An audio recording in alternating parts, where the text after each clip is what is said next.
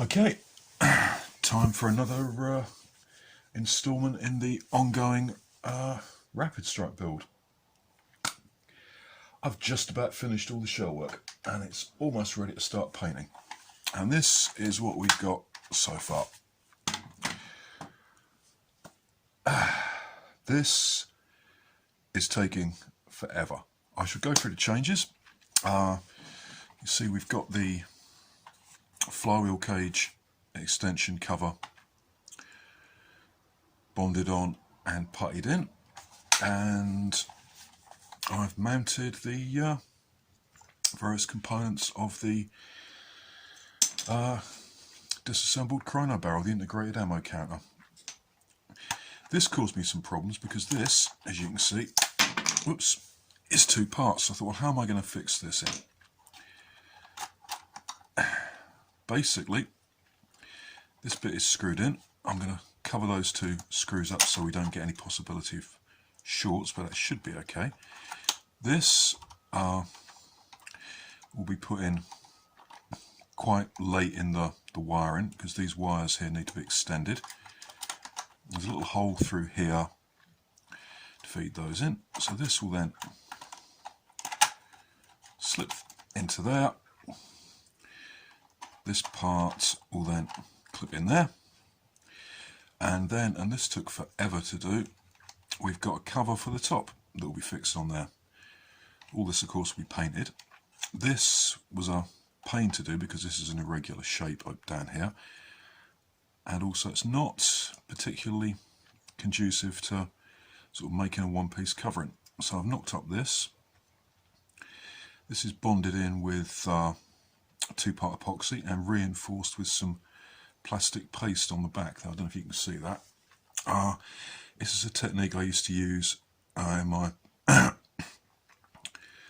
miniature gaming days before you could get green stuff. Basically what you do is you take some acetone, which makes a pretty good adhesive on its own, and you dissolve some plastic in it to get this paste, and you can then fill gaps with that and use it to reinforce joints. So that will go on there. Ta-da, like that. And the second part of the display, I was originally going to mount this up here, but this is the mounting area for the pusher motor and it just wouldn't work. What we've got in here is the display for the ammo counter. That's nice to hand. And the hard part, the stuff I've spent pretty much most of today doing, is the picatinny rail along the top.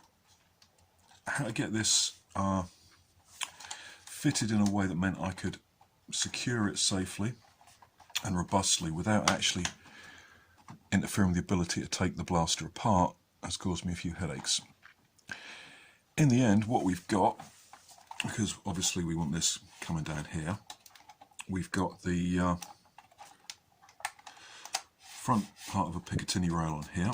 I've got to fill this gap in here and drill these holes out perhaps a little bit more. The problem with this is this length of picatinny rail was a little bit warped out of the box, so I'm currently squashing that between weight plates to try and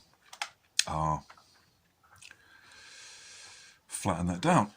And the next bit, because I want to be able to take this apart, up here we've got a couple of screw holes that will hold this in place down here, and it's held in place with pins to this section of picatinny rail. So if I take this off, there you go, you see we've got a pin there and a pin here, so that will go in like that. Is that in the right hole?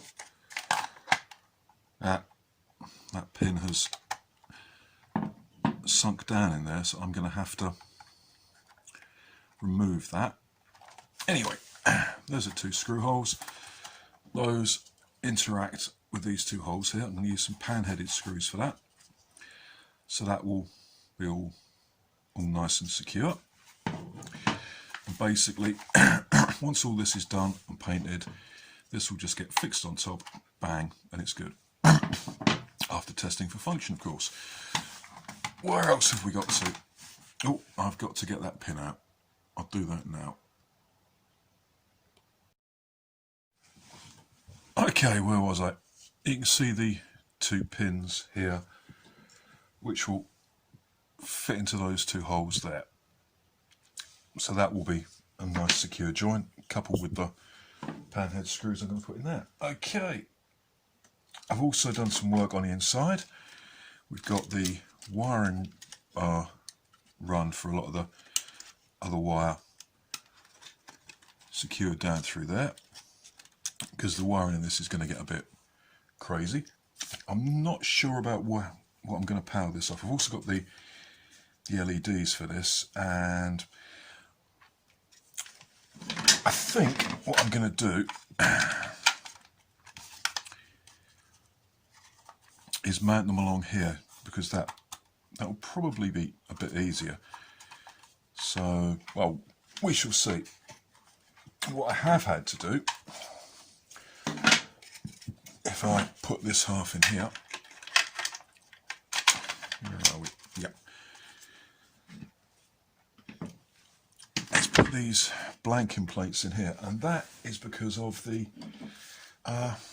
sensors for the ammo counter.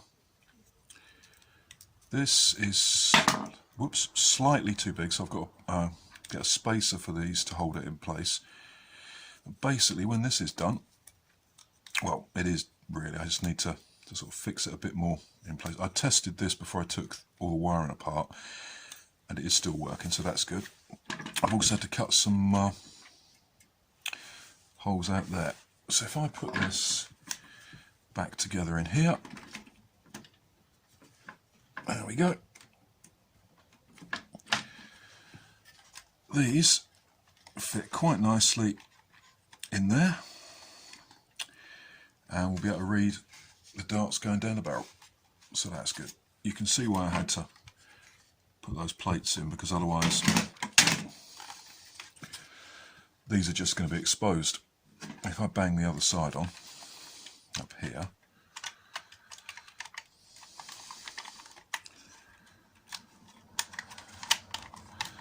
there you go.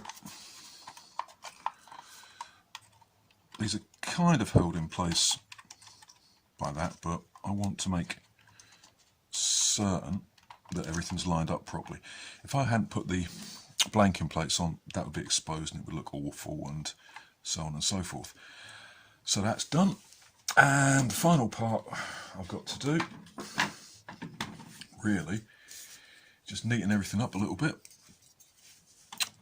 fix the barrel extension and silencer in the muzzle, hopefully so that's actually straight. Is that straight? Well, it will be by the time I finish with it. Yep. And there we go. That's what we'll have. So we're really pretty much one step away from the painting. We've got all the shapes pretty much in place. There's, I can just, something's not quite right there.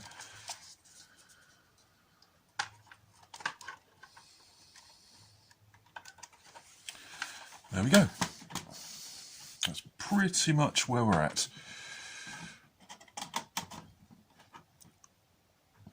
I'm fairly pleased with the way this is going. So yeah, hopefully this will get the undercoats tomorrow with a bit of luck, and then I'll get on to the painting with airbrush, which will be the next video in the series. This is going to look pretty good, I think, all things considered. We're going to have the voltmeter here, we're going to have the ammo counter display, take that off, ammo counter display up there, on, off, adjust, and all the rest of it, and yeah, there we go. Fairly happy with that. I hope you, well, I hope you think this is coming along reasonably well.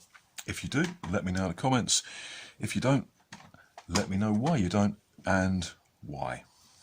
Okay, that's the end of this instalment of this horrendously complicated Rapidstrike build, and I look forward to hearing from you and talking to you next time. Thanks very much.